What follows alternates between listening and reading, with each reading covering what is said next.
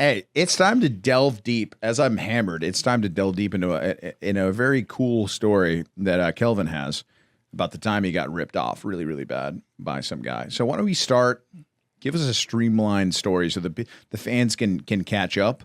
Yeah. And I know that you somebody tried to steal your car in South Central and you got punched in the face. Yeah. That's as far as that story goes. Yeah, pretty much. All right, so you're good now. You woke up at the hospital with 2 bitches. That's a win. Kelvin's a ladies' man. I'll say that on the pod. But tell us about the story about this guy, where you met him, how you met him, and then what ended up happening. Okay, so for the people that haven't listened to the Patreon episode, basically back in like 2019, I got out of the Air Force. And then I didn't know what I was going to do kind of with my life in a way. I kind of knew I wanted to do video stuff still. And then shortly after, like 2020, early 2020, I met a guy in downtown LA who was opening a new bar. And I interviewed for a position to be an intern. And he was going to teach me everything about the bar industry.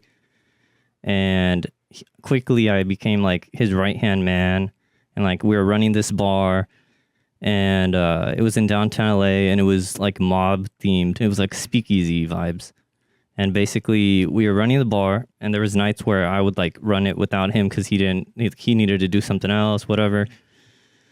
And then shortly after, like COVID hit, so everything had to shut down, and I was without a job. It was a free internship. Like I was learning stuff for free, but I wasn't really getting paid. But he would make me do tasks and pick up his mail and stuff like. And then basically he was trying to open up a new bar and see what he was going to do. But there was LA and California was extremely restricted. And then finally he had an idea to open up a bar in like a different state that had like less restrictions. So he chose Iowa. And he called me one day and he was like, "Hey dude, I know you were working with me for a long time and you still do stuff for me. I remember you told me that one day you could see yourself owning a bar like in the future. That's why you became an intern for me. Would you be interested in going in with me like 50-50, opening a bar in a different state?" And I was like, "Dude, I mean, yeah, that would be insane. I mean, what do I have to do?" And that's where he got me. Like he was just like, "Okay, well, I need you, my credit's bad, so can you like apply for a small loan, and then like if you can also do this for me, and like do you have money?" And I was like, "Yeah, I mean, I have a few I have like 20 something thousand saved up here, and I can get money from like my parents, and then like I could take out a small loan." Mm-hmm. So I accumulated like 63,000, and then I gave it to him, and we got like a little agreement.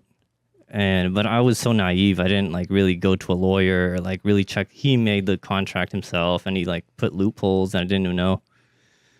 Jesus. And then like fast forward to when we open it, he like divided. He said that at first it was going to be the whole bar was going to be with me, but then he divided it, and then he bought the liquor license for like 20,000, which is cheap over there compared to in LA. It's like 100,000. It's like 200,000 now. Yeah. And then 186,000, I heard. Yeah, and then like he's like, "Dude, I need housing. Like I'm gonna have to get an apartment." And I was like, "Oh, why don't you just stay at the hotel that you're staying at for like cheaply?" And he's like, "No, like, dude, I need to get an apartment." So he like got like a penthouse apartment, like the most expensive apartment in the city over there. This was with your money. With my but I forgot that he was doing that. I thought like, okay, I guess like just you can. No red flags. No, I didn't know, dude. I was just like, okay, yeah, I guess get a. He didn't mention like I should. You had worked with him and you trusted him? Yeah, like a lot. And then I thought that he was just gonna put it out of his pocket. Like, okay, I guess but he was asking me like, "I'm gonna get an apartment," and I was like, okay, but he didn't say like with the funds. And then like a few weeks later, he got like a new Mercedes, and he's like, "Dude," and he's posting it on his Instagram like, "Yeah, I got a new Mercedes." That was with your money. Yeah, like, and then I was like, "Oh, okay." And meanwhile, I'm like staying at one of our employees' house, like on their couch, and like I'm trying to like save because I'm thinking like, all right, we have no money to spend on like other stuff.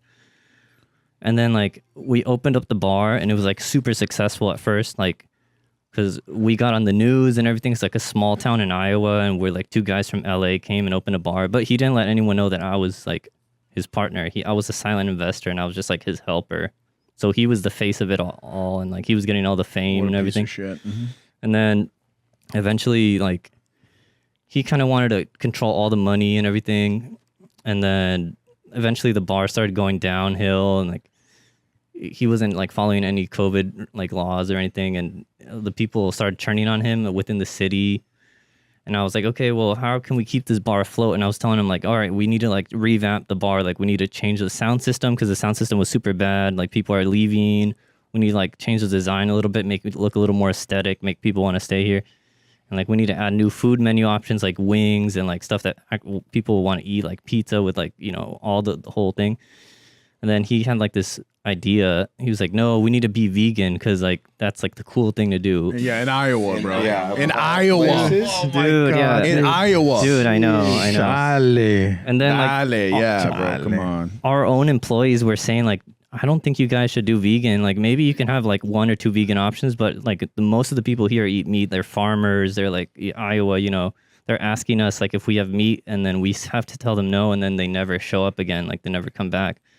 And slowly we started becoming like a bad reputation. And then I was like, dude, we need to invest more money into the bar and like change the stuff. And he's like, dude, there's no money, dude. Are you gonna like pay for it? And I was like, what do you mean? What happened to all the money? And he's like, dude, I don't know, man. Like we can't do anything until you. And so he was like, pretty soon he started telling me like, dude, look, we're in the negative, bro. We're in the red. Like I need you to like help me with these like losses.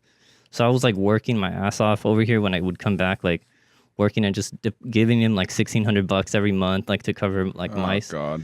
And then he's like over here like traveling and like, oh yeah, in his penthouse and like posting on Instagram and then like it was just like a bad time. And then he wanted me to keep paying, and it would slightly get more expensive. And then eventually I was like, dude, I can't do this. Like I sent him a few messages like, dude, I need to study for this other like real estate exam. Like I can't, like I'm like losing money. Like I have to buy new camera equipment, like all this other stuff. I don't have money for this. And he got super upset and he was like, no, dude, like, come on, like, no. And then like, I was like, no, bro, I'm done. And then like a few months later, like he flew back to LA, and then we dropped the podcast, or I forgot that I'm mixing up the timeline, but basically he had like this podcast equipment that I had, and he like gave it back to me because he was acting like I got it back and like he didn't have it, but he was trying to like, I think he was trying to like keep it for himself. But then I got all my equipment back, and then I was trying to call him, but then he didn't answer at first. And then I went on the podcast for the Patreon that we did, that eventually you posted on your channel, but it got deleted after your channel got deleted. Mm-hmm. And I have like suspicion to believe that he has something to do with your channel being deleted. Well, my channel, yeah, let's talk about it. My channel got deleted for repeated violations of nudity. Yeah. On Leo's Lair. So it makes no sense. It makes no sense. So I think like he might have like gotten a bunch of people to like falsely report it or something, but that's just a hypothetical. Like I don't know for sure, but anyway. So then he called me like incessantly. Like he was like, dude, we have a huge problem. Like you're like defaming me. Like this, what's going on? Like, and I'm like, or he didn't know who was, because people like the fans were like posting on his Instagram like, because he was flexing on his Instagram because he moved back to West Hollywood and stuff, and he got another penthouse apartment, and he was like flexing. Your money. Well, yeah, I don't know if he still had money from me or like what, but he probably got another investor because he opened up like a new bar over there in Beverly Hills that like is gone now too. And the bar in Iowa is done. Yeah, completely done. After the podcast dropped, like it was already on the downhill, and then people were leaving like Google reviews like, dude, check out this video on Leo's channel. Like it's bad. Like this place is crazy. Like they were calling the newspapers like, dude, this guy's not who he says he is. Yeah. Dude, yeah. What's his name? Fans, dude, our Patreon fans were going nuts, dude. Is he Billy McFarlane or what? Yeah, Dude. seriously, Fire Festival. What's his do you want to put his Instagram out there? Or? I mean, he blocked me and stuff, I think, because just so that but his Instagram should be the same. It's like Boss Cohen, and then like his whole name is Brian Cohen. And dude, and now I'm getting more upset because his whole like website that I saw at the time like was looking for more investors, and like his whole like story, like his narrative is like that he's super successful and he opened up like the stuff, and he completely omitted the whole time, like omitted my story about how he lost someone's money.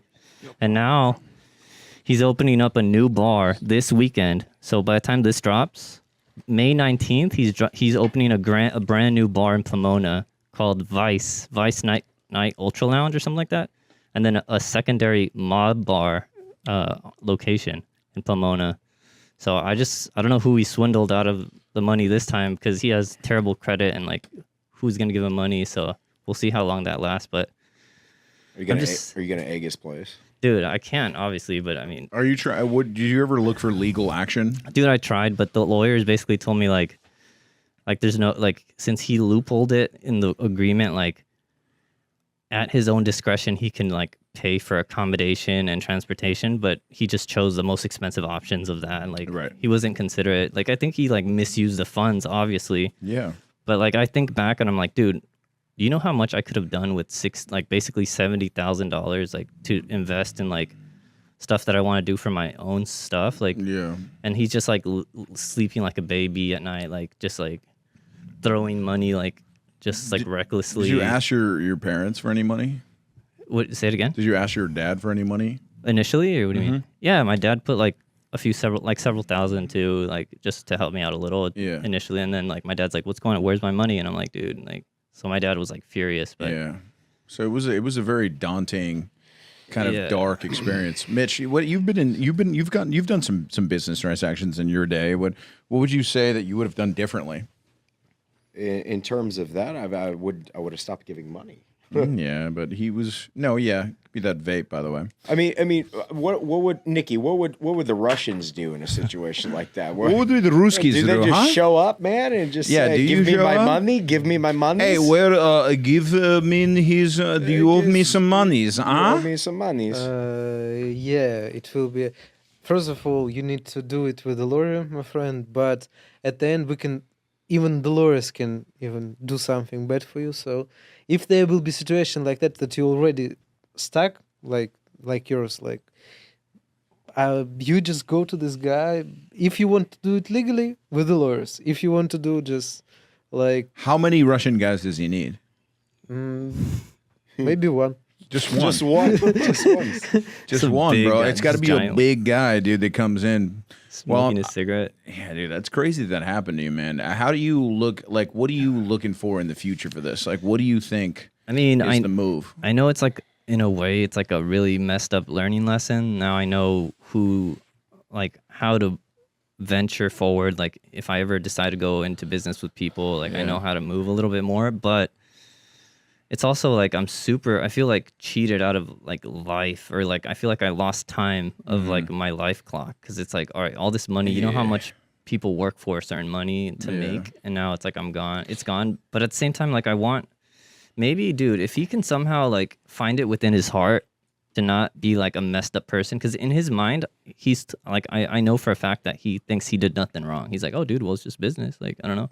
But I know in my mind, I'm like, dude, if he could just give me back the money that he spent on the apartment and the Mercedes, like that would be at least like make it right. You just need a guy like Leo. That's all. He should. Yeah. He should just showed up like, hey, motherfucker. I mean, the guy. I'll show up, dog. I know the guy. The guy's really like, he's not to put him on blast or anything, but he's not like super brave. Like he's scared of confrontation. Like he always hires like big security guards to like in case someone tries to do something. So like, I feel like he's easily intimidated by like. That means he got money. He's hiring the security guard. That he It's Kelvin's it's money. Kelvin's Yeah, money, dude. You know what I people's mean? money. Yeah. Wow. Yeah, you need to go up to him and you play with my friend's money. Yeah, I'll go up. I'll pretend to be fucking Russian. Me and your boy fucking over here, Nikki, could go in there, Dude. and I could be like, I could just whisper shit into Nikki's ear, be like, and then Nikki could say it like he says he will bust all your fingers if you don't. No. The point is, dude. Danny should do a video or something. You want to do a deep dive and really like put this guy on blast. Dude, you should do a journalistic piece about how he's like his track record and how he's opening up this new nightclub in Pomona, because Pomona's kind of historical too. I don't know.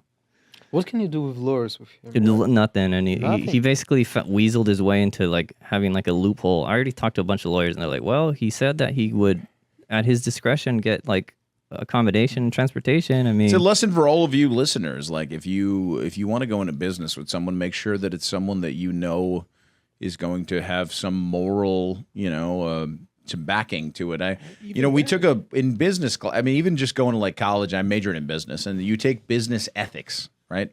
Business ethics is all about that. Like you have to remember, like what the investors are the most important part of your business. You have to make sure that if somebody invests in your business, that you are giving them a return. Yeah, Leo, when am I gonna get health insurance, bro? Health insurance from the Leo and Danny show. Well, it's like let me think. Like for real, like it's like really good health insurance for like a guys like you and Dino would be like $200-300 a month. Would you agree? It's like $300. So I think it's probably in the next 5 years we might be able to give you guys some health insurance. You know what I mean? Not Dino, pretty but healthy for the next 5 years. So. You guys should stay healthy, but you're on your parents for the next fucking 5 years. No, yeah, I already have health insurance. Yeah, you guys need to fuck off. All right. That's why we hired you fucking guys. You guys are basically the version, you're like sweatshop Chinese workers for us. And it is what it is at this point in time. Right, Dino? You look like a little Asian boy. Kelvin, I think the one thing that you would do differently is you would involve lawyers at the get-go. Yeah. At the get-go, yeah. Looking back, I should have like had a lawyer look over the agreement and be like, is this beneficial to me? What could go wrong? Like, what should he do? Just how are you protected? Yeah, I wasn't. How is your at the time. investment protected? Yeah, exactly. Yeah, I should have done that. But Man, we'll see what happens. We'll see what happens. And the story's out here now. So if Leo and Danny show fans, I mean, Boss Cohen on Instagram. I'm not saying anything, but Kelvin, what was that guy's Instagram? Boss Cohen, BOSSCOHEN, and his location is Vice Nightclub in Pomona and Mob Bar, and his real name's Brian Cohen. Yeah, this guy screwed you, man. I'm not saying any lies. I feel like we need a lawyer right now. Dude. See, society, I mean, society it's tough, man. Yeah. People, you go out in the world and things happen to you. You hear from your friends that they're putting people into vans in Russia and sending them off to the war to probably get killed. What do? You spend a lot of your money, you get the hell out of town. You go to Turkey, then to Cancun, and you fight your way into the United States.